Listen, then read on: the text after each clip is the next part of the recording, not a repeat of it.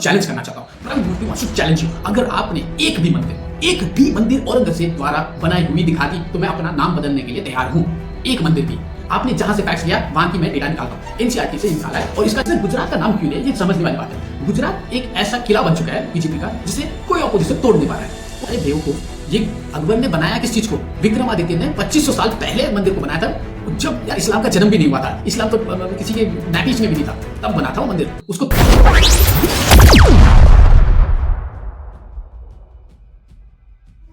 नमस्कार, जय हिंद, जय भारत और जय श्री राम। स्वागत है आपका अपने चैनल पे पर्सनल फैक्ट्री। आज हम बात करने वाले हैं ध्रुव राठी और उसके ब्रेन वॉशिंग इंडस्ट्री में, जिसमें उन्होंने भर भर के प्रोपेगेंडा हमेशा परोसा है। और हाल ही के वीडियो में तो इन्होंने अति कर दी और हद को ही पार कर दिया।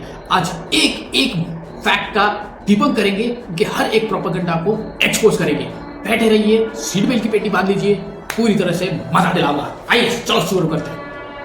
चलो भाई देखो अब मैं क्या करता हूँ। आइए देखते हैं।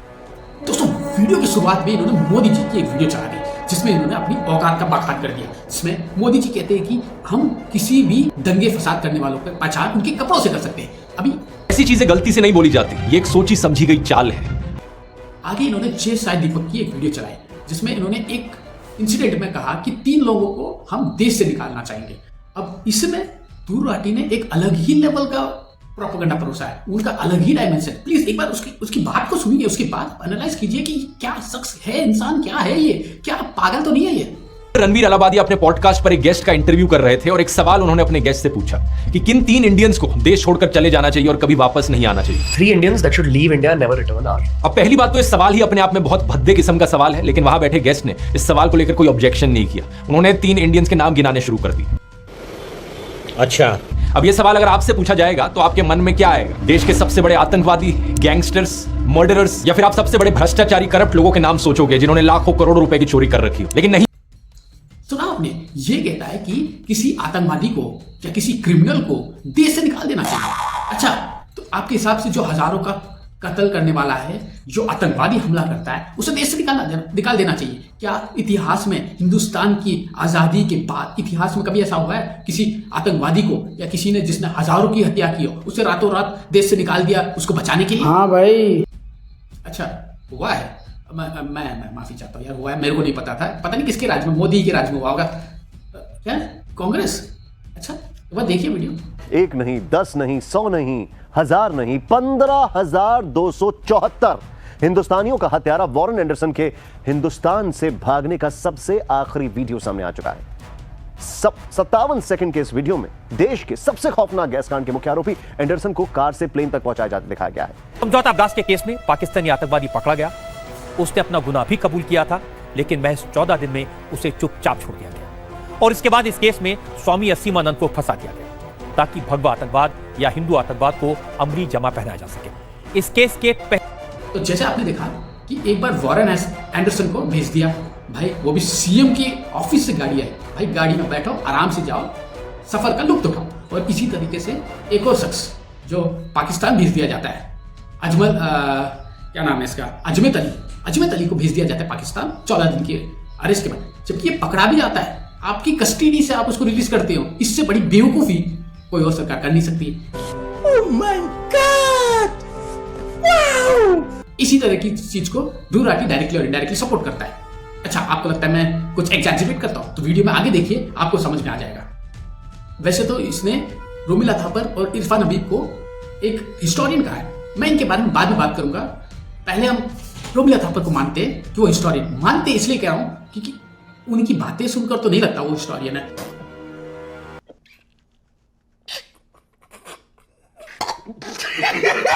एक उनका एक वीडियो बड़ा ही वायरल हुआ, आप खुद सुन लीजिए, आप उसके बाद बताना है वो हिस्टोरियन है या नशेड़ी है। For instance, the most recent work on this has been in a section of the Mahabharata, the Shanti Parva, when one of the heroes, Yudhishthira, is asked to take over the kingship, and he says, "No, I don't want to be king. I want to be a renouncer. I'm going away." And he is then persuaded slowly and gradually, and the whole discourse is one on kingship and renunciation, which is of course a fundamental discourse in Buddhism, power and renunciation, that goes on.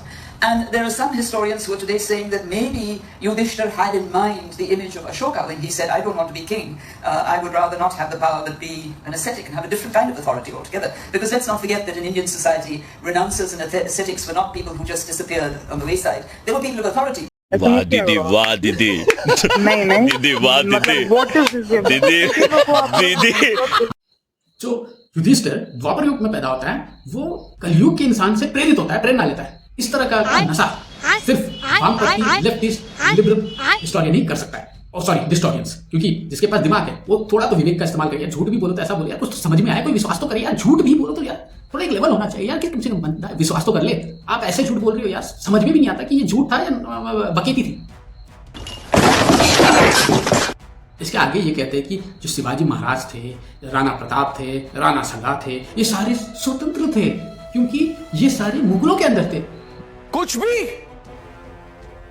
बताओ, क्या छत्रपति शिवाजी महाराज किसी के गुलाम थे? क्या वो किसी मुसलमान के नीचे दब कर रहे थे? ऑब्वियसली नहीं। हम सब जानते हैं कि वो कितने महान राजा थे जिन्होंने कई जंग लड़ी, कितना बड़ा अपना एम्पायर बनाया। तो कैसे कहा जा सकता है कि वो या उनके राज्य में रहने वाला कोई भी हिंदू किसी का स्लेव था? ये दोनों चीजें एक टाइम पर सच कैसे हो सकती हैं कि एक तरफ 1000 सालों से हम हिंदुओं पर अत्याचार हुआ है, हम मुसलमानों के नीचे दब कर रहे हैं, लेकिन दूसरी तरफ छत्रपति शिवाजी बहुत ही महान राजा थे और हम हिंदू आजाद थे उनके समय।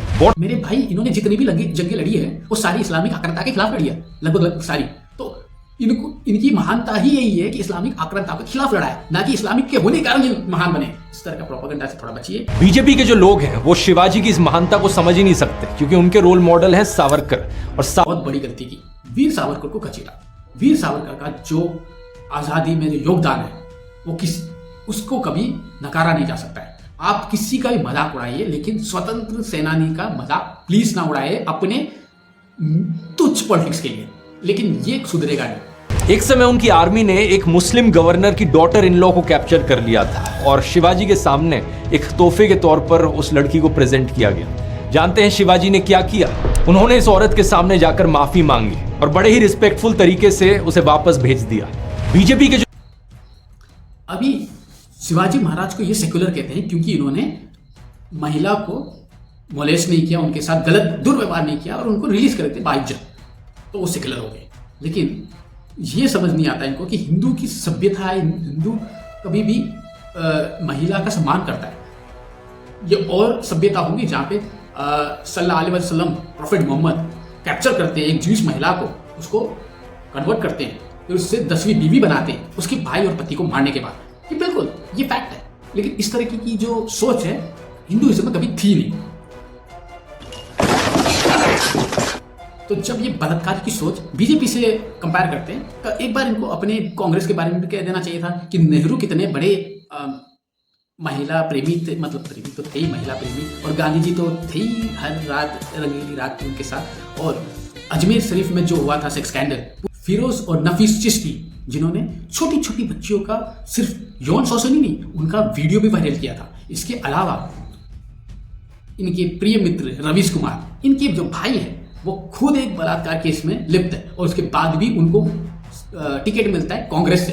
तो ये जिसको कह रहे हैं ना कि बलात्कारी को सपोर्ट करने वाले बीजेपी, आहा ओहो, भाई पहले देख ले कांग्रेस में कितने बलात्कारी है, उनकी बात बोलना। संदेश खाली में जो हुआ था उसके बाद बोलना, इसमें तो तेरा मुंह बंद होता है। तो हमेशा यार बीजेपी को टारगेट करता है जबकि उसमें फैक्ट्स थैलेवर का भी नहीं होता है। अभी ध्रुव राठी एक और कमाल का फैक्ट्स बोलता है, नंबर का खेल खेलता है। फिर बोलता है कि औरंगजेब के समय 50% हिंदुओं का योगदान बढ़ा था एडमिनिस्ट्रेशन लेवल में, और उसका लेवल जो एडमिनिस्ट्रेशन में हिंदुओं का पार्टिसिपेशन था 31.6% बढ़ा है, और टोटल हुआ है। औरंगजेब के शासन में मुगल हुकूमत में एलीट लेवल्स पर जो हिंदू पार्टिसिपेशन था वो 50% बढ़ गया था। मुगलों में जो नोबिलिटी थी, नवाब्स और निजाम्स की, उनमें हिंदूज की पॉपुलेशन 31.6% पर थी। एम आथर अली, तो आप सोचिए what was the population of Hindus during Mughal era. आज के डेट में हमारा पॉपुलेशन 80 के आसपास है, तो उस समय में एटलीस्ट 85 होगा। 85 के पॉपुलेशन में आपके पास 31% ही कंट्रीब्यूटर्स है एडमिनिस्ट्रेशन में, जो कि काफी हद तक रिड्यूस हो जाता है लेटर ऑन स्टेजेस। एंड ये जो 50% हाइक की बात कर रहा है, 50% of 30, suppose the total number of administration people in administration are 100, तो उसमें पहले 22 थे, 22 थे, उसका 50% बढ़ना माने 11 तो टोटल इट हैज बिकम 33%। मैं तो थोड़ा बढ़ा के कह रहा हूं। तो ये इसका लेवल ऑफ प्रोपेगेंडा है। 50% इंक्रीज किया है, उसके बावजूद 30 तो हुआ है, 31। It's not a big number when you have a population of 80, 85 और 90% of population. You get only the share of 30, 31 and the remaining are being carried out by the invaders जो बाहर से ही लेके आ जाते हैं। इसमें साफ लिखा है कि बाहर यमन से, ईरान से, अफगानिस्तान से अपने एडमिनिस्ट्रेशन लेवल में अपने आदमियों को बिठाते हैं, और कुछ तो इसलिए रखते हैं ताकि वो ट्रांसलेशन में इनकी मदद करे, नहीं तो ये तो कीड़ों मकोड़ों की तरह ट्रीट करते काफिरों को। तो ये कहते हैं कि औरंगजेब की आर्मी में बहुत सारे हिंदूज भी थे and vice versa Chhatrapati Shivaji Maharaj की आर्मी में भी मुस्लिम्स थे, सारे सेकुलर थे, सारे कम्युनल तो मोदी के पैदा होने के बाद ही हुए। इससे पहले तो सारे भाईचारा में थे, सारे प्रेम से जीते थे। ये मोदी जी जब से पैदा हुआ तब से सभी लड़ना शुरू कर दिए, इनका ये कहना है। तो मैं इनको एक बात बताना चाहता हूँ, अगर इतना ही प्यार है तो ये पैलेस्टीन को क्यों सपोर्ट करता है, जबकि इसराइल की जो IDF इसराइल डिफेंस फोर्सेस में 5 to 8% ऑफ मुस्लिम कंट्रीब्यूशन है, जबकि पूरे इसराइल में हर एक को conscription is must for everyone, मतलब हर एक इंसान को फौज में अपने कुछ समय के लिए अपना सर्विस देना है, बट उसमें मुस्लिम्स को एक्सक्लूड कर रखा है। मुस्लिम को ऑप्शन दे रखा है, अगर आप चाहते हो तो आओ, नहीं चाहते हो आने की कोई जरूरत नहीं है। There is no compulsion on Muslims. पूरे मिडिल ईस्ट में Israel is the only country जो सेकुलर है, जहां पे आप डेमोक्रेसी है, आप वोट कर सकते हो। एंड पूरे मिडिल ईस्ट में मुस्लिम्स को किसी और कंट्री में डेमोक्रेसी नहीं है, उसके बावजूद पूरा मुस्लिम वर्ल्ड इसराइल को क्यों टारगेट करता है? ये क्यों नहीं कहता कि इसराइल कितना सपोर्ट करता है मुस्लिम्स को, इवन जूस होने के बावजूद उनके अंदर नफरत नहीं। वहां तो आपका अलग प्रोपेगेंडा हो जाता है। यहाँ पे जब औरंगजेब की बात आती है, औरंगजेब में कुछ 4 कहानियां सुना देते हो और ये हो जाता है सेकुलर और कम्युनल हो जाता है इसराइल। इस तरह का हिपोक्रेसी कहीं और सुनाओ यार, come on, speak on facts. Aurangzeb की सच्चाई तो ये है कि इसने अपने पिताजी को भी नहीं छोड़ा, इसने अपने भाई का कत्ल कर दिया, इसने अपने पिताजी को अपने भाई का कटा हुआ सर भेंट किया, देखो ये लो तुम्हारे बेटे का कटा हुआ सर। इस तरह के इंसान को आप सोचते हो कि हिंदुओं के साथ अच्छा करेगा, इससे बड़ी मूर्खता, बिल्कुल अनपढ़ कहूंगा तो भी ये उसको यार एक सम्मान दिए जैसा है। आप किस हद तक प्रोपेगेंडा कर रहे हो, सोचिए एक बार। कौन है ये लोग, कहां से आते हैं? आगे ध्रुव राठी ने एक बड़ा झूठ बोला है, बिल्कुल व्हाट्सएप यूनिवर्सिटी की जो बात करता है, ये खुद उसका प्रिंसिपल लगता है। इसने बोला कि औरंगजेब ने बहुत सारे मंदिरें कंस्ट्रक्ट करी है, इसके बारे में कोई हिंदू बात नहीं करता है। बहुत सारे टेम्पल्स कंस्ट्रक्ट किए, ये कॉरिडोर किए, पता नहीं क्या क्या किया, मैं जानता नहीं। मैं उसको लिस्ट बहुत लंबी है। इलाहाबाद, वृंदावन, बिहार, अलग अलग जगहों पर औरंगजेब ने मंदिरों को बनाने के लिए जमीन दी या लोगों को बढ़ावा दिया कि वो मंदिर बनाए। सेम पॉलिसी हिंदुओं के लिए नहीं बल्कि जैन्स के लिए भी एक्सटेंड करी गई। चैलेंज करना चाहता हूँ, प्रवीण मूर्ति वांट्स टू चैलेंज यू। अगर आपने एक भी मंदिर औरंगजेब द्वारा बनाई हुई दिखा दी तो मैं अपना नाम बदलने के लिए तैयार हूं। एक मंदिर भी आपने जहां से फैक्ट्स लिया वहां की मैं डेटा निकालता हूं। एनसीईआरटी से निकाला है, और इसका जब आरटीआई निकला गया था तो आरटीआई में क्या जवाब मिला देखिए, मेरे पास एविडेंस है। साफ साफ से लिखा है कि there is no evidence found. इसमें साफ साफ लिखा है provide the number of temples that were repaired by Aurangzeb and Shah Jahan, and इसकी रिप्लाई में आंसर दिया गया है कि the information is not available on the files of the department. NCERT के पास है ही नहीं इसका रिकॉर्ड, और इसी रिकॉर्ड को प्रूफ की तरफ मानता है ध्रुव राठी।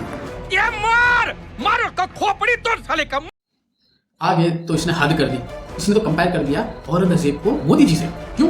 क्योंकि मोदी जी और औरंगजेब दोनों गुजरात में पैदा हुए। इस सवाल का जवाब ढूंढने में मैं आपकी थोड़ी मदद करता हूं। आप मुझे ये बताओ, बीजेपी पॉलिटिशियन नरेंद्र मोदी क्या ये एक कम्युनल पॉलिटिशियन है या ये एक सेक्युलर पॉलिटिशियन है? टाइम्स ऑफ इंडिया के एक आर्टिकल में एमिनेंट हिस्टोरियन हरबंस मुखिया नरेंद्र मोदी को एक मॉडर्न पैरेलल बुलाते हैं औरंगजेब का। ऐसा इसलिए क्योंकि नरेंद्र मोदी और औरंगजेब के बीच में बहुत सारी सिमिलैरिटीज हैं। सबसे पहले तो दोनों का जन्म गुजरात में हुआ।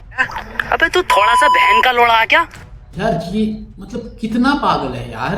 कल तो ये भी बोलते मोदी जी और औरंगजेब एक ही है क्योंकि उनके 2 कान हैं, 2 हाथ है, 2 पैर है। ये कोई बात है? लॉजिक है? कोई सेंस है? मतलब बेवकूफी की हद होती है यार।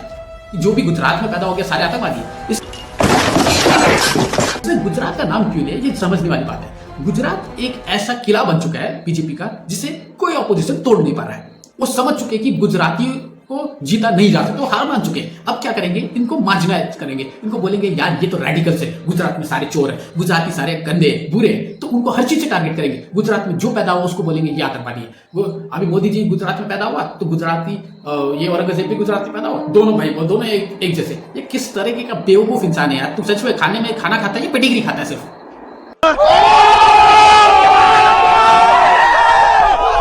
तो एक जगह में ध्रुव राठी जी कहते हैं कि औरंगजेब चाहते थे कि all un Islamic practices should be stopped.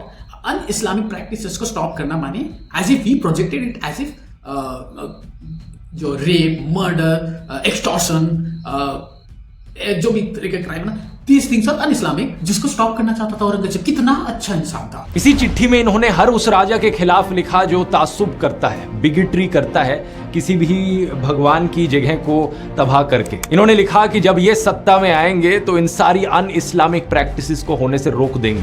लेकिन उसने कहा था un Islamic, rape, slavery, extortion, ये सब तो यार अन इस्लामिक नहीं है, these are Islamic. What is actually un Islamic is मूर्ति पूजा, जनेऊ पहनना, हिंदुइज्म फॉलो करना, यज्ञ करना, अपने धर्म का पालन करना, ये तो था Islamic. So he actually meant to eradicate the non believers. इसने कितना अच्छा स्पीच दिया है, इसलिए कहता हूं यार ये ब्रेन वॉशिंग का बिल्कुल फाउंडर है यार, ये बिल्कुल ब्रेन वॉशिंग फैक्ट्री का ये उस्ताद है।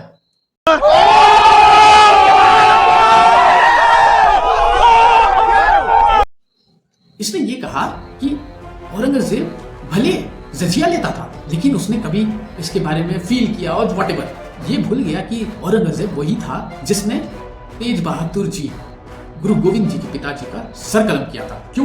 क्योंकि उन्होंने कन्वर्ट होने से मना कर दिया। और ऐसे बहुत सारे एग्जाम्पल्स हैं जहाँ पे 4 साहिबजादों में 2 बच्चे जो 6 साल 9 साल के थे उनको जिद्दा दीवार बीच चुनवा दिया गया था। किसने किया ये सब? उनको आप इतना महान बताने की कोशिश कर रहे हो, इससे बड़ा पाखंड आपको चोर नहीं कर सकते।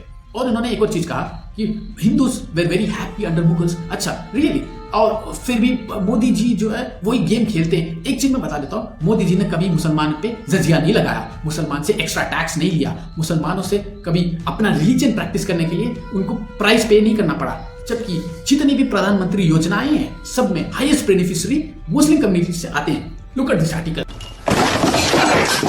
औरंगजेब के समय जजिया लिया जाता था सिर्फ हिंदुओं पे ऊपर, क्योंकि हिंदूज जो है इस्लाम को फॉलो नहीं करते। This is the price they pay by paying jizya, an extra and additional tax given for not following the religion of what Aurangzeb follows। लेकिन इस तरह का कोई टैक्स इसने इंप्लीमेंट नहीं किया मोदी जी ने। लेकिन कांग्रेस के होते हुए एक टैक्स था जो सिर्फ मंदिरों से कलेक्ट किया जाता है, जो आज भी चल रहा है। At least BJP has the intent to remove it, इसलिए मध्य प्रदेश में उन्होंने निकाला है, उत्तराखंड में पार्शियली निकाला है। At least they have the intention to remove the free temples from taxes. लेकिन कांग्रेस का वो इंटेंशन नहीं है। आप डीएमके को देखिए जो खुद से बोलता है कि हमें एराडिकेट करना सनातन धर्म, और वहां का एक लीडर बोलता है कि I am very happy that I have demolished so many temples. वो ऐसे बोलता है जैसे कोई जंग जीत के आया हो, और कोई कुछ बोलता है। सो मेनी स्टेटमेंट, मैं इसको लंबा नहीं करना चाहता वीडियो। लेकिन आप देखिए कौन औरंगजेब है और कौन सच में नेटिव हिंदू से जो इस देश की बात करता है। मारो हमको जिंदा मत छोड़ो सालो। आज हिंदुस्तान 3rd लार्जेस्ट इकोनॉमी बनने वाला है और हमारा टैक्स कलेक्शन भी बढ़ा है, लेकिन आज भी मुस्लिम सबसे कम टैक्स पे करता है। जबकि इस इस्लामिक रूल में हिंदू होने के लिए डबल ट्रिपल टैक्स पे करता था। तो ये कैसे मोदी जी औरंगजेब के बराबर हो गए? और सच्चाई तो ये है कि आज के टाइम में मुस्लिम्स भले पॉपुलेशन में कम हो, टैक्स देने में कम हो, बेनिफिट लेने में आगे रहेंगे, क्राइम रेट में आगे रहेंगे, उसके बावजूद इनसे कुछ नहीं कहा जाता है। अगर ये सच बोल दो तो इस्लामोफोबिक हो जाते हैं। कौन है ये लोग? कहां से आते हैं? आगे ये कहते हैं कि अकबर ने तो मंदिर बनाया था और औरंगजेब ने तोड़ा। तो एक राजा ने बनाया, दूसरे ने तोड़ दिया, तो क्या हो गया? इसमें प्रॉब्लम क्या है? हुआ तो हुआ। व्हाट्सएप पर आने वाले मैसेजेस आपको कहानी सुनाते हैं कि कैसे औरंगजेब के समय में विश्वनाथ मंदिर को तोड़ा गया, लेकिन जो वो आपको नहीं बताते वो ये कि इस मंदिर को बनाया किस समय गया था। अकबर के शासन में इसे बनाया गया था राजा मानसिंह के सुपरविजन में। अगर एक मुगल शहंशाह ने इस मंदिर को तोड़ा तो दूसरे मुगल शहंशाह ने इस मंदिर को बनाया भी। प्रधानमंत्री अबे साले तभी मेरा माफ करना, गुस्से में इधर उधर निकल। अरे बेवकूफ, ये अकबर ने बनाया किस चीज को? विक्रमादित्य ने 2500 साल पहले मंदिर को बनाया था, जब यार इस्लाम का जन्म भी नहीं हुआ था। इस्लाम तो किसी के नापिश में भी नहीं था, तब बना था वो मंदिर। उसको तोड़ा किसने था? मोइजुद्दीन मोहम्मद तोड़ा था 1194 में। उसको फिर बनाने वाला तोदरमल अकबर के टाइम का है, अकबर ने नहीं बनवाया था, तोदरमल ने बनवाया था। उसके बाद जब औरंगजेब ने तोड़ा उसको अलीलिया भाई होलकर ने फिर से बनाया, तब जाके ये मंदिर आज भी टिका हुआ है। इसमें मुगल का कोई योगदान नहीं है। पढ़ाई लिखाई में ध्यान लगाओ, IAS बनो और देश को संभालो, लेकिन नहीं, तुम्हारे गांड में चनूने काट रहे हैं। आखिर में इसने बड़े स्मार्टली दारा सिखो और के मोहम्मद और कुछ अच्छे मुस्लिम्स का एग्जाम्पल लिया और इस तरह बताया कि अच्छे मुसलमान भी हैं जिनकी वजह से इनकी बात नहीं की जाती। लेकिन सच्चाई तो ये है कि के मोहम्मद और दारा सिखो को मुस्लिम्स अपना ही नहीं मानते, क्योंकि ये मैं नहीं कह रहा हूँ, खुद एक मुसलमान ने कहा कि हिंदुस्तान में हो या पाकिस्तान में हो, सब में आपको औरंगजेब, बाबर और जहांगीर, अकबर और तुगलक, क्या बोलते हैं, तैमूर और अन्य आक्रांताओं के नाम के अपने बच्चे के नाम दिए गए होंगे, लेकिन किसी ने दारा सिखो अपने बच्चे का नाम नहीं दिया, क्योंकि दारा सिखो से हर मुसलमान नफरत करता है, क्योंकि उसने हिंदुइज्म का ट्रांसलेशन किया। जिन लोगों ने इतिहास में दारा शिको को जमीन में गाड़ दिया, ये वही सोच के लोग हैं जो APJ अब्दुल कलाम को राष्ट्रपति नहीं बनाना चाहते थे। हमने हजारों चीजें, 85 सड़कें, देश में इतने मॉन्यूमेंट हैं कि गिन नहीं पाएंगे आप। इस देश में हजारों मंदिर हैं जिनको तोड़ करके मस्जिद बना दिया गया, लेकिन दारा शिको के नाम पर इस मुल्क में आप टॉर्च लेके एक रोड ढूंढेंगे, वो नहीं मिलेगी। आखिर दारा शिको से लोगों की नफरत क्यों थी? ये औरंगजेब रोड बनी, अकबर रोड बनी, शाहजहां रोड बनी, तमाम रोड बनी, लेकिन दारा शिको की रोड न बनाने के पीछे कि दारा शिको के बारे में इस देश का युवा न जान पाए, दारा शिको के बारे में हिंदुस्तान के लोग न जाने, उसकी वजह यह थी कि दारा शिको ने अपने दौर में हमारे वेदों का, हमारे पुराणों का दुनिया की हर लैंग्वेज में ट्रांसलेशन करा के दुनिया भर में भेजा, इसलिए उसके नाम से रोड नहीं है। और रही बात के मोहम्मद जिनका ये एग्जाम्पल ले रहे हैं, इन्होंने इन्हीं के हिस्टोरियंस को पूरी तरह से एक्सपोज किया है। और के मोहम्मद वो इंसान है, उन्होंने खुद कहा था कि अगर मुझे मौका मिले तो मैं हिंदुइज्म प्रैक्टिस करना चाहूंगा। देखिए इस वीडियो को। Because I was in Aligarh Muslim University earlier, and I knew the temperament of Muslim because it became a problem from 1980 onwards. And in the 80s, Muslims were almost, many of the Muslims, then top leaders were also almost ready to hand it over so that a problem could be solved. There, this historian, especially Professor Irfan Habib, Romila Thapar, and other mass historian R. Sharma and Dr. Cha, they came forward. They were all historians, they were not archaeologists. They came and they said, no, it has been, the place has been excavated by Professor B. Bilal, and he did not find any material from there. And so, Muslims, you should not hand it over the place to Hindu community. Hinduism एक बहुत liberal thought है। आप मंदिर में जाइए न जाइए, आप शिव को मानिए, शिव को न मानिए, आप चाहे विष्णु को मानिए, शिव को विष्णु को न मानिए, तब भी आप हिंदू हैं। ये एक बहुत लिबरल थॉट है। ये मॉडर्न ज़माने के लिए जो है हिंदुइज्म द मोस्ट जो सूटेबल रिलीजन अगर कोई है वो हिंदुइज्म है। बाकी सब जगह जितने भी सेमिटिक रिलीजन है, जैसे क्रिश्चियनिटी हुआ, जुडाइज्म हुआ, इस्लाम हुआ, ये बहुत स्ट्रेट जैकेटेड रिलीजन है। उसमें अगर वो नहीं करेंगे तो या ये नहीं करेंगे तो, अगर इस विश्वास आपको नहीं है, उस विश्वास नहीं है, देन यू आर आउटसाइड। और भाई जर्मन से पढ़, तू कहता है कि यार गंगा जमुना तहजीब, गंगा भी हमारी, जमुना भी हमारी, तहजीब पता नहीं कहाँ से आपने इंसर्ट कर दिया। इसके वजह से क्या हुआ है? अफगानिस्तान में हिंदू खत्म हो चुका है, पाकिस्तान में खत्म हो चुका है, कश्मीर में खत्म हो चुका है, बंगाल में खत्म हो चुका है, और ना जाने कई जगह में खत्म होने में खतरा है। लेकिन इनको आज भी गंगा जमुना तहजीब का राग आलापना है। स्वामी विवेकानंद को बड़े समझदारी से इसने यूज किया, लेकिन स्वामी विवेकानंद जी ने एक और बहुत अच्छी बात की, प्लीज ये देखिए। Every man going out of the Hindu pale is not only a man less but an enemy more. Dhruv Rathee जानबूझकर ऐसे नाम लेता है, के मोहम्मद, आरिफ मोहम्मद या जो दारा शिको, ताकि इनको पता है ये मुस्लिम को तो वैसे भी पसंद नहीं है और मुस्लिम्स वैसे भी इसको वीडियो को सर्कुलेट करेंगे, उनको तो इसके प्रोपेगेंडा से मतलब है। लेकिन इसकी टारगेट है वो मासूम हिंदू जिसको इतिहास का थोड़ा कम नॉलेज है, वो ज़्यादातर सोशल मीडिया में एक्टिव नहीं है, ज़्यादातर इसको इसलिए फॉलो करता है ताकि उसे कोई इन्फॉर्मेशन मिले, और ये भर भर के उनको प्रोपेगेंडा परोसता है। प्लीज़ इसे फॉलो करना बंद कीजिए, क्योंकि ये आपको वो Suryavanshi, if I am not wrong, उसके मूवी में जो अमिताभ बच्चन खाता है ना, वो ये है, ये जहर देगा खीर में मिला के, मीठा मीठा जहर, आपको कब मार देगा आपको पता ही नहीं चलेगा।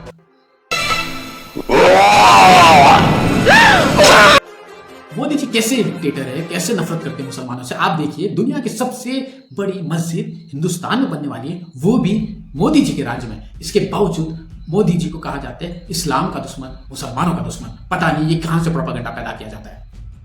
कौन है ये लोग, कहां से आते हैं? लेकिन यार जाते समय यार मेरा एक दोस्त है, वो कहता है यार ध्रुव राठी के लिए 2 शब्द तो बोलना ही पड़ेगा। बोलता है ये 2 शेर सुना दे।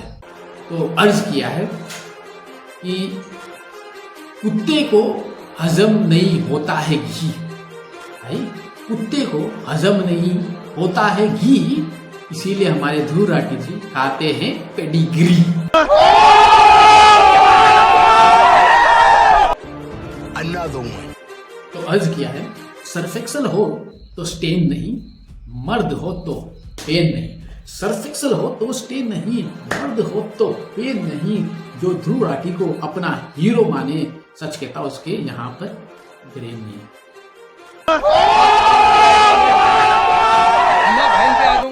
आखिरी में मैं यही कहना चाहता हूँ कि आप मेरी वीडियो का यूज कीजिए। मैं नहीं चाहता आप लाइक करें या सब्सक्राइब करें, लेकिन शेयर जरूर कीजिए, आखिर हिंदुस्तान को ये पहुंचे। और ध्रुव राठी के प्रोपेगेंडा को कईयों ने एक्सपोज भी किया है, उनका भी लिंक मैं अपने डिस्क्रिप्शन में डालूंगा ताकि लोग इससे जागरूक हो जाए, इसको फॉलो करना बंद करें और अपने राष्ट्रवादी यूट्यूबर्स को फॉलो करें। मैं अपने आप को फॉलो करने को नहीं कह रहा हूं, आप अपने कई सारे हिंदू राष्ट्रवादी जो अच्छा काम कर रहे हैं उनको फॉलो कीजिए, उनको सपोर्ट कीजिए, उनकी ताकत बनिए, ताकि इस जैसे जर्मन शेफर्ड हिंदुस्तान को बरगलाना बंद करें।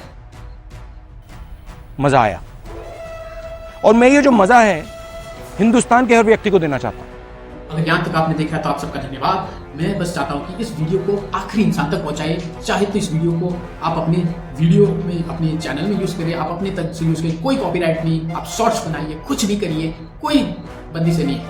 बस हमारा लक्ष्य है हिंदू राष्ट्र बने जो जागरूक हो। और हाँ, वोट देना बिल्कुल ना भूलें। जो दे दिया है उनके लिए मेरा सैल्यूट। जय हिंद, जय भारत और जय श्री राम।